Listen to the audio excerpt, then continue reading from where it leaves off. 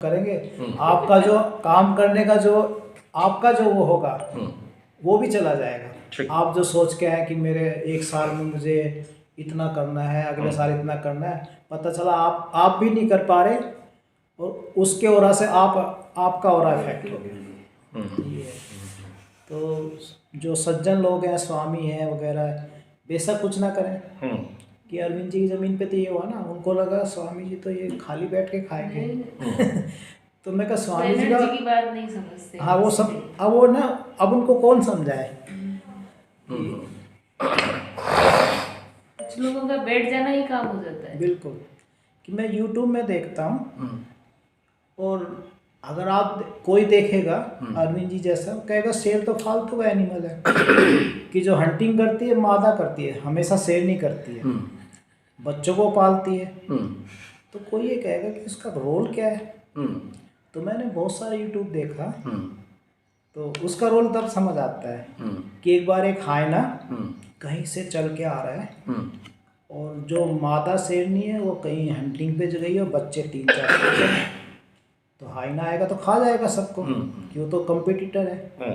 तो शेर ने उसको दूर से देखा, दौड़ लगाई, वही फिनिश कर दिया। मतलब शेर के लिए तो हायना कुछ है ही नहीं, एक बार पकड़ा मार दिया। तो शेर का ये रोल है अपने परिवार को बचाना, अपना एरिया बचाना।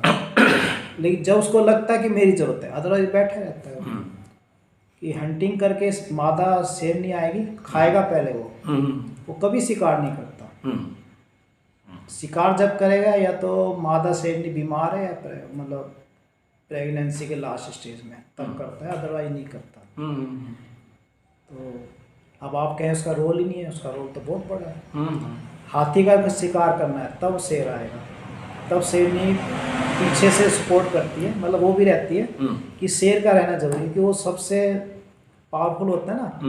वो ऊपर चढ़ के हाथी को वो यहाँ से माथे पे चढ़ के वहाँ से गिरा देता है उसको।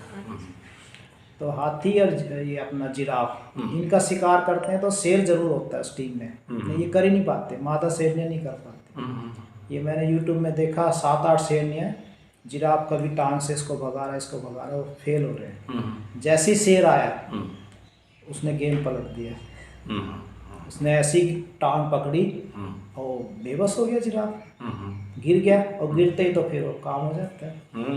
थोड़ा खराब लग गया ना, शेर क्या कर रहे हैं हम मेल लोग इसीलिए यूट्यूब सर्च कर। तो मतलब नेचर ने सबको जो बनाया ना, किसी पर्टिकुलर उसके लिए बनाया।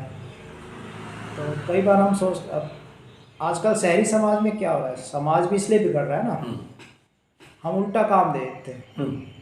या जैसे हमारा जो ब्रेन है 10 तरह की इंटेलिजेंस होती है बच्चों में।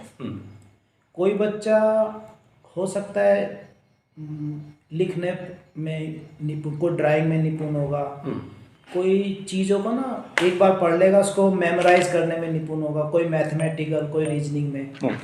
हम क्या कर रहे हैं, सबको फिजिक्स मैथ पढ़ा दे रहे हैं और फिर कहते हैं ये तो नालायक निकल गया, जबकि मैथ सब बच्चों का सब्जेक्ट है ही नहीं। कुछ की रुचि होती, कुछ की मैथ में नहीं होती।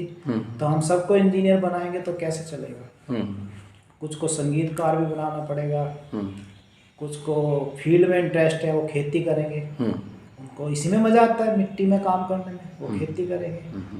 कुछ को पानी में तैरना, खेलना कूदना, पेड़ों पर चढ़ना अच्छा लगता है तो खिलाड़ी बनेंगे। तो लेकिन हम क्या कर रहे हैं कि सबके हाथ में किताब पकड़ा दी, इससे भी नहीं होता। तो खैर ये तो मतलब हमारे आधुनिक समाज में ऐसा, इससे पहले तो सब अपने अपने इंटरेस्ट से काम करते थे।